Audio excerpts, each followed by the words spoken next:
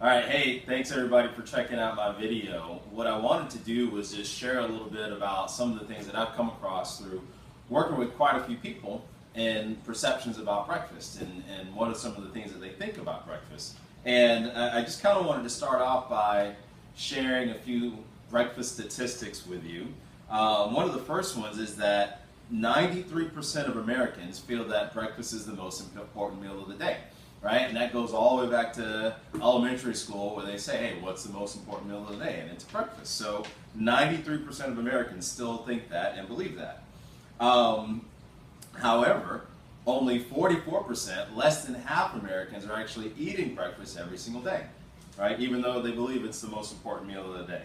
Now for children, 80% of children are actually eating breakfast on a regular basis. However, 75% of those are eating cereal just about every single day. And then this one is also a really kind of eye-opening stat. Of all those people who skip breakfast every single day, almost a quarter of those people are considered obese. Right? I don't have the stats to see how many of those are actually overweight, but if 25% of a population is considered obese, and that one factor in that population is just eating breakfast, that's a significant factor. So why should you eat breakfast? I mean, we all understand that it's one of the most important meals of the day, but why is it so important? So this is from the American Journal of Clinical Nutrition, that skipping breakfast may increase your diabetes risk. Also, eating breakfast can lower your incidence of heart disease, whereas skipping breakfast can increase hypertension, can increase insulin resistance, and can lead to elevated blood sugar levels. Don't want any of that stuff. Now, for most of us every single day, this one is really, really important, that eating breakfast is likely to improve your cognitive function related to memory and test grades. Right? So do any of us want improved cognitive function throughout our workday? Right? I guess I see all hands going up there, or all should. And then on a weight loss perspective, people who ate breakfast as their largest meal lost an average of 18 pounds over 3 months. Whereas other group that ate the same number of calories throughout the day, where their largest meal was actually at dinner, they only lost 7 pounds over that same 3-month period.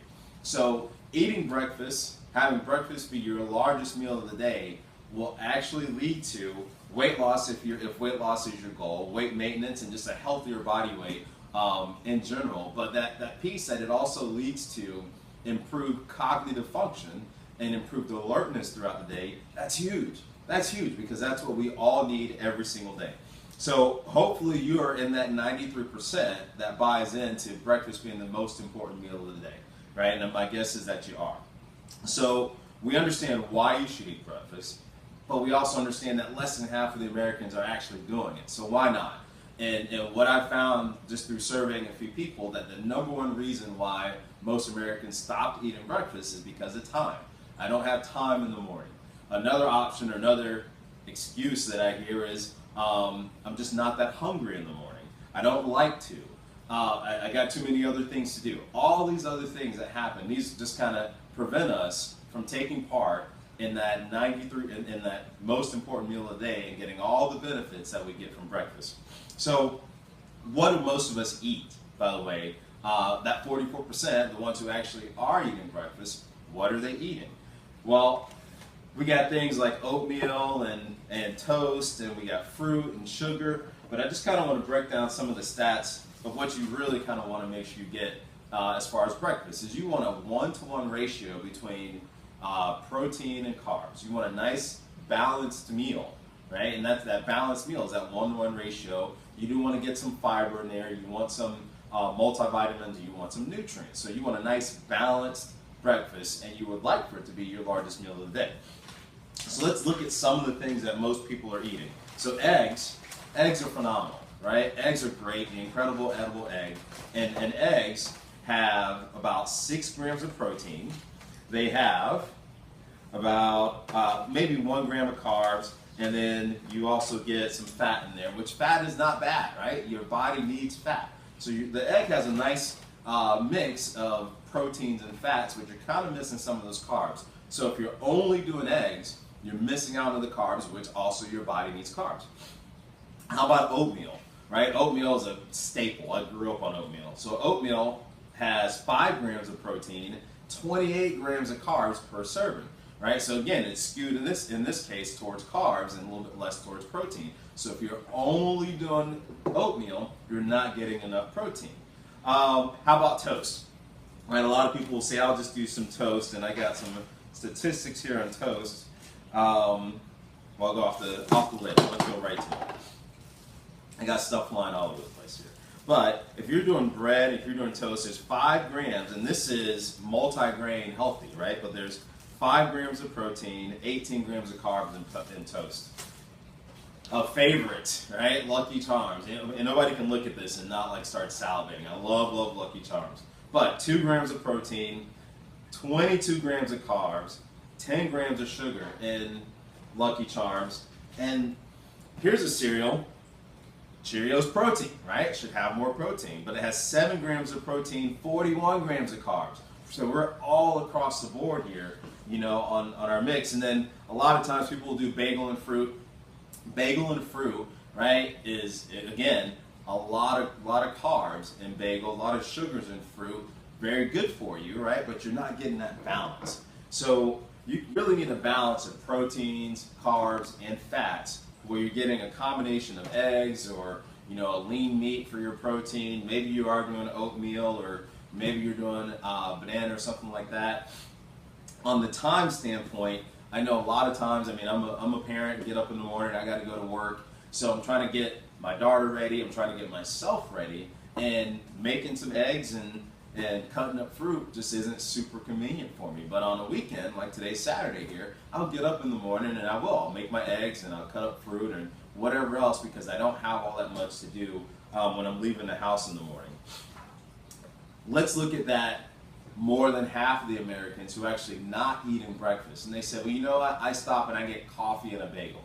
Well, again, coffee, you're getting just that caffeine, you're getting the sugar, and you're getting a carb rush, and that's all carbs, that's all being processed so quickly by your body. Chances are you're driving to work, and all that energy that just kind of rushes into your body, you're not using it, so your body stores that energy. And when your body stores that energy, it stores it as fat.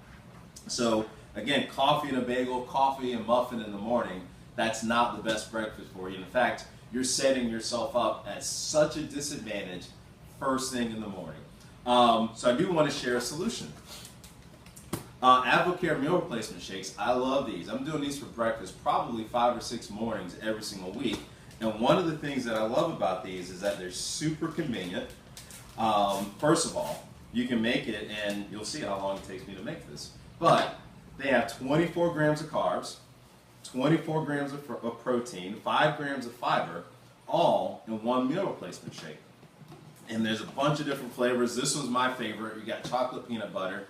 And you pour it in, you shake it up, and breakfast is made here in less than a minute, really. But this isn't just an Advocare commercial.